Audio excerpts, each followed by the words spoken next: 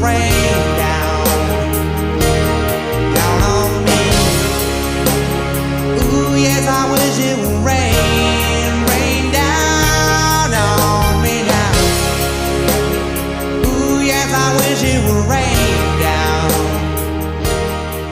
Hey, good afternoon, Brooklyn family. What's going on? It's Jesse from Brooklyn City FC, back with you for the Monday Kickoff podcast here from the BCFC office in Sunset Park. So sorry we're a little late today. We had a late one out in the absolute pissing wind, cold, and rain at Bush Terminal Park with our men's team.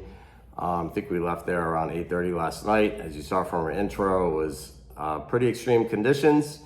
But we're all dried out, warmed up, and back with you for our podcast today. So actually, we're going to hear from Coach Jorge in a few minutes with the men's recap. It was a great day for them. And I'll cover the women's stuff and the youth recap. But first, just going to get into kind of worldwide soccer. Make sure everybody's up to date on what's been going on. On the men's side, it was an international break.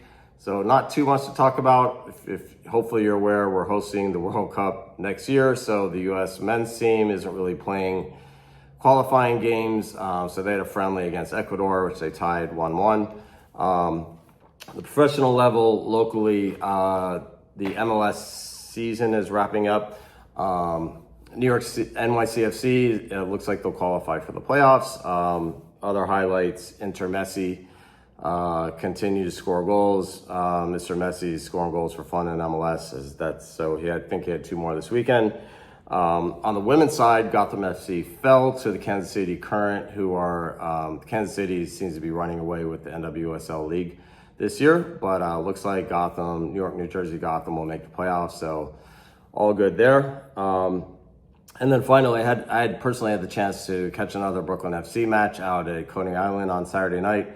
And kudos to them for scoring a 91st minute equalizer. I think it was a free kick by Jess Garziano, who's a New York native, St. John's alum, and connection to BCFC, as she played for our women's assistant coach, Amy Marin, who coached her at St. John's. So congrats to the Brooklyn FC women, and look forward to catching more of their home matches coming up in October and November.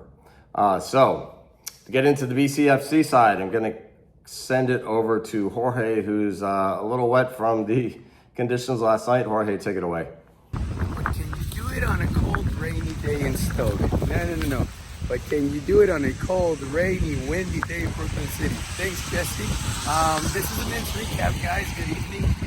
Today we had such a long, eventful day with wind, gusts, tents flying all over, but we were able to get through with it. Starting with our second team at 12 o'clock, winning 2-0, reducing all of the mistakes that we've had in the past few weeks, which gave us a 2-0 lead. Lots of great moments in terms of possession, playing with the ball, swinging the ball side to side, creating spaces. So that was good for us. We on to our men's first team. A 1-0 lead, an unfortunate 1-1 tie, but the mental capacity of the guys to stay within the game, to not let the emotions run over, gave us that turnaround, a 2-1 lead, and we managed to get those 3 points. Move on to our third team, which unfortunately that was a cold, rainy, windy game. And it's unfortunate because it is a process for this group. And we must understand that this doesn't happen overnight. Their group is a lot of new players with some existing players. And unfortunately, a 3-0 loss. But I trust in the guys that they're going to connect. They're going to have that chemistry soon enough. But 6 out of 9 points is not bad for a cold, rainy day in Brooklyn City. I'll take it back to you, Jesse. All right. Thank you, Jorge. So on the women's side, our BCFC women's first team had a NIM Whistle match out in Reynolds Island on Sunday. NIM Whistle, again, is the New York Metro Women's Soccer League, which is a great competitive league on the women's side, and I'll get into how that looks in a moment. But the women had a fantastic game. They won 4-0, total domination. To be honest, the Shamrocks goalkeeper was amazing, very high level, and if it wasn't for her, I think it would have been much more. But yeah, great team performance. We had 4 different goal scorers, and just a very positive day for the women.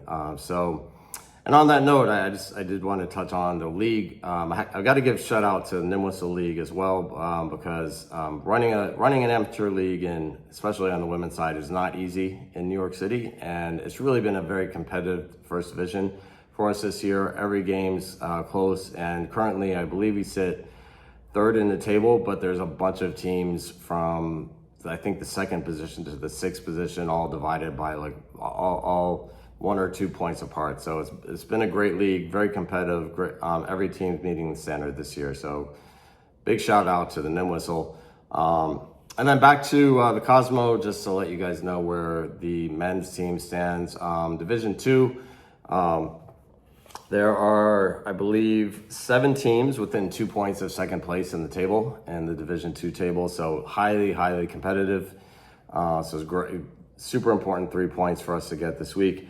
And then in the reserves division, which is where our second team plays, there's 8 teams within 1 point, which is absolutely insane. And I mean 8 teams within 1 point of first place. So very competitive league for our second team. And it's just great to see. I mean, New York City amateur soccer is just thriving, and it's great to see. You know, every match means something every weekend for us on both the men's and women's side. On the youth side, not without an eventful weekend. So we had all of our U9 to U14 teams playing in the Northport Columbus Cup. Saturday was great. You know, we had 8 a.m. start for a lot of the age groups. And as it goes with youth soccer, we had some teams win both games. We had some teams lose both of their Saturday games. And then we had a lot of teams win one and lose one. So mixed results across the board, a lot of great highlights, which we're going to be putting on social media. I think a very positive experience for our youth teams out in Northport on Saturday. On Sunday, with the forecast being as severe as it was, the tournament decided to cancel all matches on Sunday. So, you know, disappointing for the kids. If parents had an 8 a.m. or 9 a.m. kickoff, maybe not so disappointing. But I think that it was a tournament decision just based on not having thousands of people travel in extreme weather. So understandable, and we'll look forward to the next event for the youth side. Looking forward to this week. It's a big State Cup weekend for the men's and women's teams. So we will have 3 matches, home matches out at Bush Terminal Park on Sunday for our BCFC 1 and BCFC 2 men's teams, as well as our BCFC women's team. So please come check us out. Fingers crossed the weather will be a little bit more tolerable this weekend. So you want to come check out our men's and women's team on Sunday for their State Cup matches. And then our third team, BCFC 3 men's team, will be playing an away cup match. So big weekend for them. And then on the youth side, we're back at it with league games across all the age groups from U8 to U15. And then our U15 to U18 teams will be starting up. I believe a few teams will have matches the following weekend, and then we'll get straight into their fall season. So a lot going on, and we hope to see you out at the field. Take care.